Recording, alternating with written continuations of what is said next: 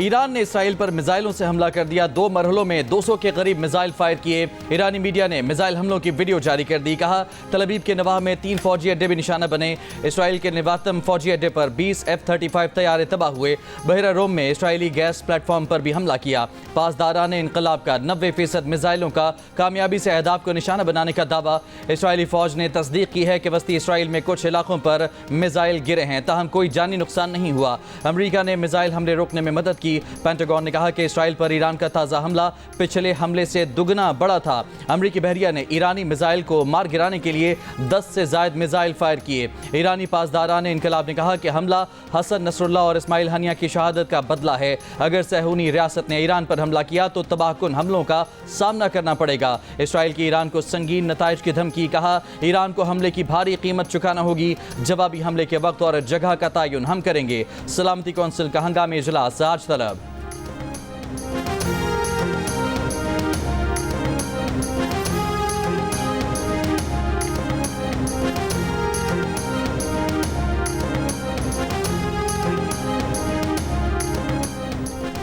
Iran का हमला बज़ाहिर नाकाम रहा है। अमरीकी सदर बाइडन ने कहा कि ईरान के हमले के नताइज भुगतना होंगे। इसराइल को अमरीका की मुकम्मल सपोर्ट हासिल है। अमरीका इसराइल के दिफा में मदद के लिए तैयार है। अमरीका ने इसराइल के दिफा के लिए फाल किरदार अदा किया। अमरीकी नेशनल सिक्योरिटी टीम इसराइली हुकाम से मुस्तकिल राब्ते में है। इसराइली वजीर आजम ने कहा कि ईरान ने बड़ी गलती की है, ईरान को कीमत चुकाना होगी। इसराइल पर ईरानी मिसाइल हमला नाकाम रहा।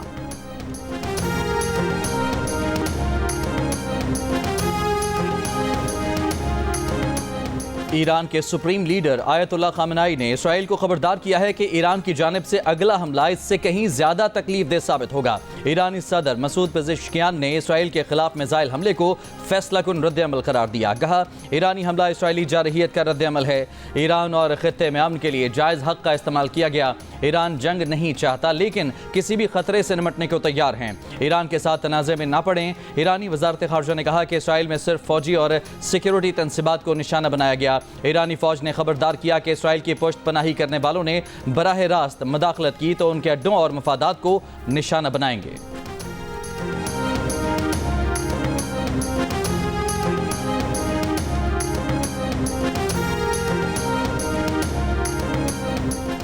ईरानी मिसाइल हमले का जवाब क्या होगा, इस पर पहले इसराइल से बात करेंगे। ईरान को हमले के नताइज भुगतना होंगे। तर्जुमान अमरीकी महकमा खारजा मैथ्यू मिलर ने कहा कि ईरान ने इसराइल पर मिसाइल हमलों से कबल अमरीका को आगाह नहीं किया था। अमरीकी तंसीबात महफूज हैं। हमास के मुज़ाकरात पर राजी न होने की वजह से जंग बंदी नहीं हो सकी। ईरानी वजीर खारजा अब्बास इराक्ची ने कहा, इसराइल पर ईरान का हमला मुकम्मल हो गया। इसराइल ने मजीद जवाबी कार्रवाई की तो जवाब दिया जाएगा।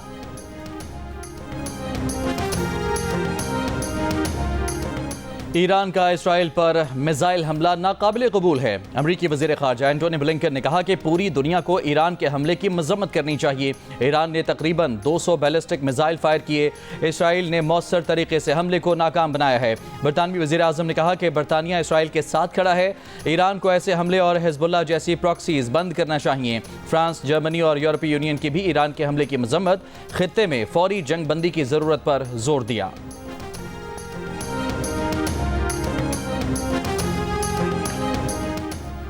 इसराइल पर ईरानी मिसाइल हमले से कुछ देर पहले तल अवीव में 2 फ़लस्तीनी नौजवानों का हमला, 7 इसराइली हलाक, 17 जख्मी हो गए। इसराइली सिक्योरिटी फोर्सेस ने दोनों अफराद की जान ले ली। इसराइली पुलिस का कहना है एक ने फायरिंग और दूसरे ने चाकू से हमला किया।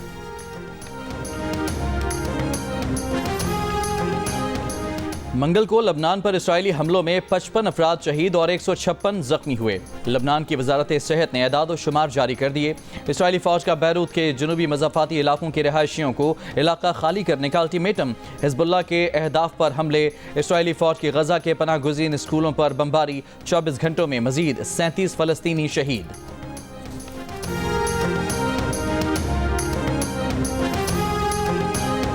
ईरान के मिसाइल हमलों के दौरान इसराइली शहरी बचने के लिए सुरंगों में चले गए। किसी ने सड़क के साथ बनी हिफाजती दीवार की आड़ ली, बाज ने कारों को ढाल बनाया। सोशल मीडिया पर तस्वीर और वीडियोस जारी कर दी गई।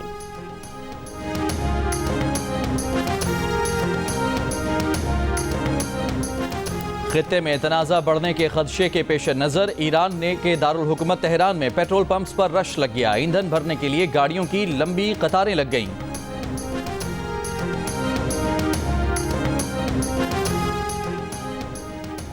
ईरान का इसराइल पर मिसाइल हमला। PIA ने अपनी तमाम परवाज़ों को ईरानी फ़ज़ाई हुदूद के इस्तेमाल से रोक दिया।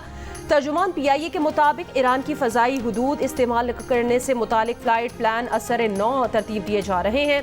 जब तक सूरत हाल वाज़ेह नहीं हो जाती, ईरान की फ़ज़ाई हुदूद इस्तेमाल ना की जाए।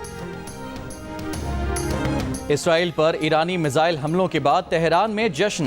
हिजबुल्लाह के झंडे और हसन नसरुल्लाह की तस्वीर उठाए अवाम सड़कों पर निकल आए। मिठाई की तकसीम, एक दूसरे को मुबारकबाद दी। लबनान में भी जश्न, बैरूत में आतिशबाजी, गजा में भी जश्न मनाया गया।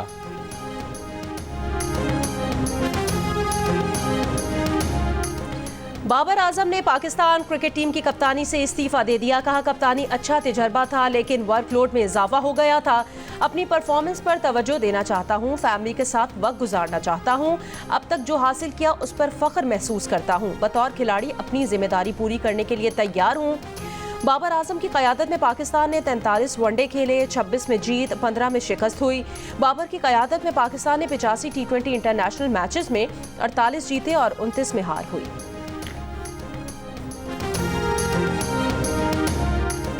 Wicket keeper batter Mohammad Rizwan कप्तान के लिए मजबूत तरीन उम्मीदवार।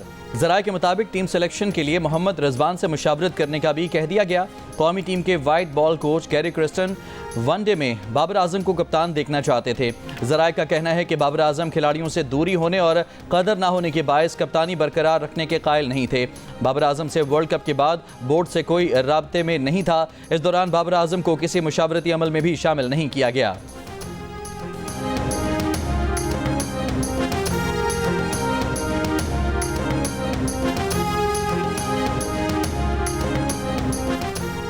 England cricket team test series खेलने मुल्तान पहुंच गई। इंग्लैंड क्रिकेट टीम आज और कल आराम के बाद 4 अक्टूबर से अपनी प्रैक्टिस शुरू करेगी। इंग्लैंड टीम की क़यादत ऑलराउंडर बेन स्टोक्स कर रहे हैं।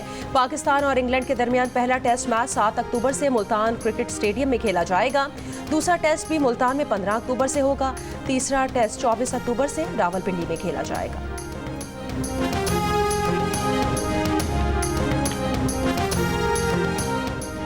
वज़ीर आज़म शहबाज शरीफ ने कहा है कि पाकिस्तान के दिवालिया होने की ख्वाहिश करने वालों का मंसूबा नाकाम हो गया।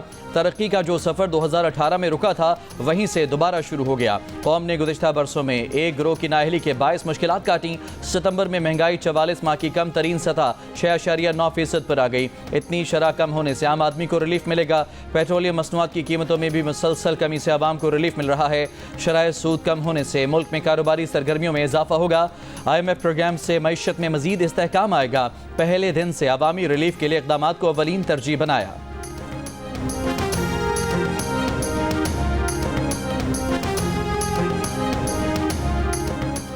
सितंबर में महंगाई की शरह 6.9% हो गई। इदारा शुमारियात के मुताबिक गुज़श्ता साल सितंबर में महंगाई की शरह 31.44% थी। महंगाई की शरह 6.9% की सतह पर जनवरी 2021 के बाद पहली बार आई है।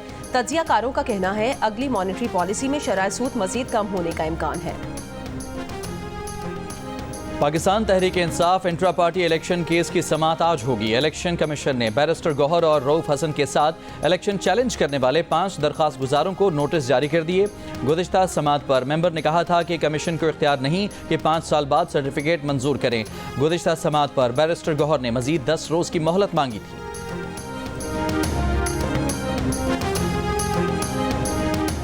चीफ जस्टिस काजी फाइज ईसा आईनी अदालत में बैठे। यहाँ जस्टिस मंसूर अली शाह, मुझे कोई मसला नहीं। चेयरमैन पीपल्स पार्टी बिलावल भुट्टो जरदारी का Balochistan high court bar association में खिताब। कहा, आईनी तरमीम से मुतालिक मैं मौजूदा चीफ जस्टिस के लिए जिद्दोजहद नहीं कर रहा।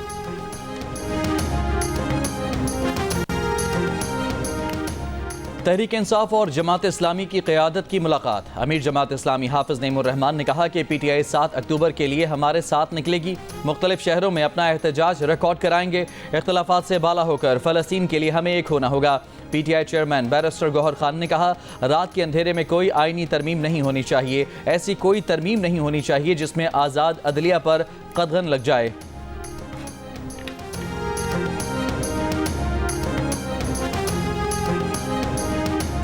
हुकूमत पंजाब ने जिला फैसलाबाद, बहावलपुर, टोबा टेक सिंह, मियांवाली, चिन्योट और झंग में दफा 144 नाफिज कर दी।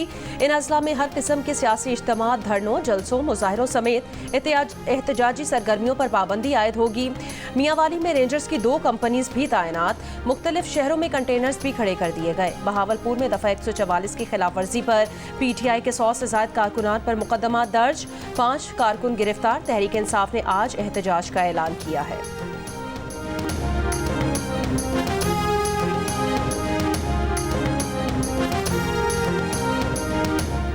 प्रोग्राम कैपिटल टॉक में मुस्लिम लीग नून के सेनेटर तलाल चौधरी ने कहा है कि हुकूमत फैसला करेगी कि तहरीक इंसाफ का एहतजाज कहां हो सकता है।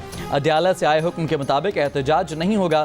तहरीक इंसाफ के सेनेटर बैरिस्टर अली जफर ने कहा, एहतजाज करना सियासी जमात का आईनी हक है। अगर यह हक छीना गया तो आवाम फट पड़ेंगे और इससे नुकसान होगा।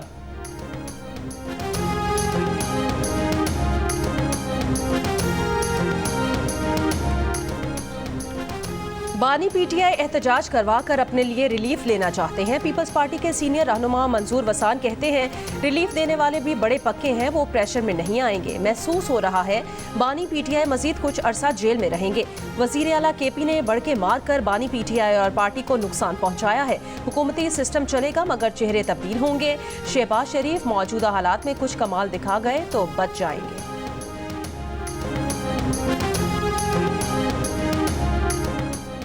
सियालकोट में गाड़ी पर फायरिंग के वाक़े में 6 अफराद जाँ बहक, 1 जख्मी। पुलिस का कहना है कि दोनों ग्रुपों में जमीन के तनाज़े पर दुश्मनी है। मुल्ज़िमान की गिरफ्तारी के लिए छापे मारे जा रहे हैं। कराची ईस्ट और सुजावल से पोलियो के 2 नए केसेस की तस्दीक। रवां साल अब तक पाकिस्तान में पोलियो केसेस की तादाद 26 हो गई।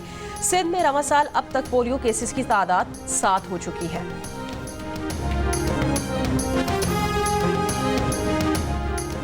कराची में बुखार की मुख्तलिफ अक़साम तेज़ी से फैलने लगीं। सरकारी अस्पतालों में रोज़ाना 250 से ज़ायद केसेस रिपोर्ट हो रहे हैं। इनमें मलेरिया, डेंगू और चिकनगुनिया की अलामात रिपोर्ट हो रही हैं। तिब्बी माहिरीन का कहना है कि मच्छर बीमारियों का सबब बन रहे हैं। इनके खात्मे के लिए शहर में स्प्रे मुहिम में तेज़ी लाई जाए। माहिरीन वायरल इन्फेक्शन को फैलाव से रोकने के लिए मास्क का इस्तेमाल लाजमी करार देते हैं।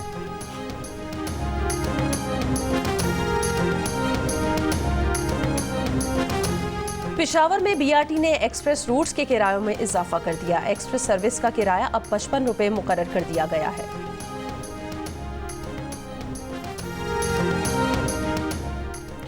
वज़ीर आला खैबर पख्तूनख्वा अली अमीन गंडापुर का कहना है कि बनू और लकी मरवत के मसाइल जिरगों से हल कर लिए। बनू अमन कमेटी के 16 निकात में से 15 पर अमल दरामद हो चुका। इंतजामिया, पुलिस और मकामी अमायदीन की कोशिशों से कुरम में भी सीज फायर हो गया है, ताहम वहाँ से भारी हथियार और मोर्चे हटाने हैं।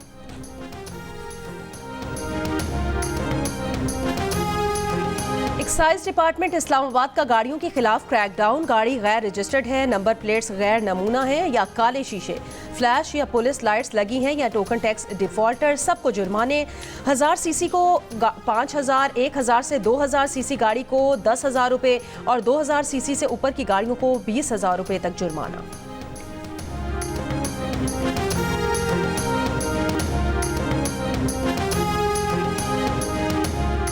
स्पीकर कौमी असम्बली अयाज सादिक से मुमताज़ स्कॉलर डॉक्टर जाकिर नाइक की मुलाकात। उम्मत मुस्लिमा को दरपेश चैलेंजेस, बैनुल मज़ाहब हमआहंगी समेत दीगर उमूर पर गुफ्तगू। अयाज सादिक ने कहा कि इस्लामी तालीमात अमन, रवादारी और मोहब्बत का पैगाम देती हैं। स्पीकर कौमी असम्बली के हमरा डॉक्टर जाकिर नाइक ने ऐवान का दौरा भी किया। डॉक्टर जाकिर नाइक की मौलाना फजलुर रहमान के घर पर सरबराह मौलाना फजलुर रहमान से मुलाकात। डॉक्टर जाकिर नाइक ने मौलाना फजलुर रहमान की इक़्तिदा में नमाज मगरिब अदा की।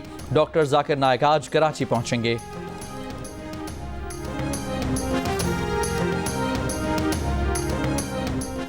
स्टैंडर्ड्स एंड पुअर्स ने इसराइल की तवील मुद्दती क्रेडिट रेटिंग कम कर दी। इसराइल की रेटिंग A+ से A कर दी गई। GDP 0 रहने का इम्कान।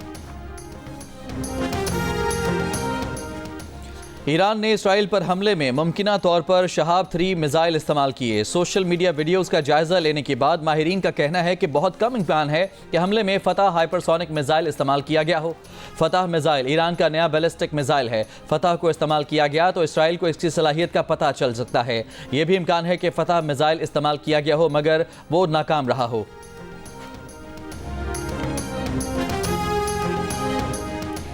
अमरीकी डेमोक्रेटिक सदारती उम्मीदवार कामिला हैरिस ने कहा कि ईरान मशरिक़ वस्ता में अदम इस्तेहकाम पैदा करने वाली क़ुव्वत है। इसराइल की सलामती के लिए वाबस्तगी गैर मुतज़लज़ल है। ईरान और इसके हिमायत याफ्ता दहशतगर्दों के खिलाफ अमरीका हर ज़रूरी इक़दाम करेगा। अमरीकी अफ़वाज और मफादात के दिफा के लिए जो भी इक़दाम ज़रूरी होगा वो करेंगे। खलीज ताउन कौंसिल का गैर मामूली इजलास आज दोहा में तलब। इजलास में खित्ते की मौजूदा सूरत हाल पर गौर किया जाएगा। GCC के वज़राए ख़ारजा इजलास में शिरकत करेंगे। इसराइल की जारियत गजा से लेबनान तक पहुंच गई। गवर्नर सिंध कामरान खान टिसोरी की ईरानी काउंसिल जनरल से मुलाकात में गुफ्तगू। सैयद हसन नसरुल्लाह की शहादत पर इजहार ताज़ियत किया। कहा लेबनान पर इसराइली हमले फिलफौर रुकने चाहिए। तमाम इस्लामी ममालिक एक टेबल पर बैठे। आज फ़लस्तीन और लेबनान है या ईरान के खिलाफ महाज आराई की कोशिश है तो कल किसी की भी बारी हो सकती है। ईरानी काउंसिल जनरल ने कहा कि पाकिस्तान, तुर्की और ईरान मिलकर इसराइल के खिलाफ आवाज़ बुलंद करें ताकि नेतन्याहू को फ़लस्तीन और लेबनान में जारी नस्लकुशी से रोका जाए।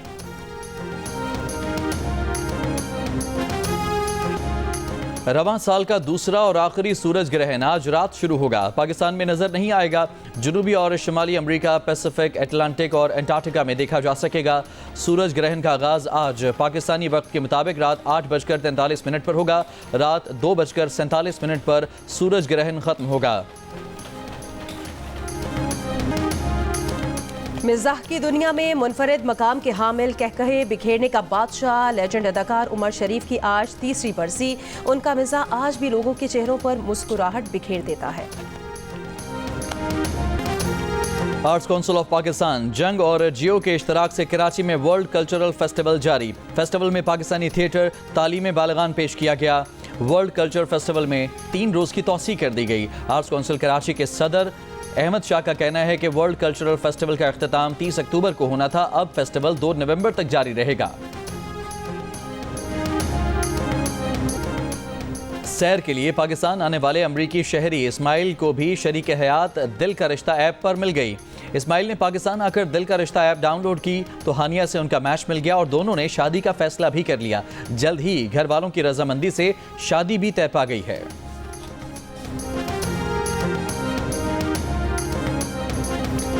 और पाकिस्तान फिल्म इंडस्ट्री के चॉकलेटी हीरो वहीद मुराद की आज 86वीं सालगिरह। वहीद मुराद ने लिबास, हेयर स्टाइल और मुनफरिद अंदाज से अदाकारी से खूब शोहरत पाई।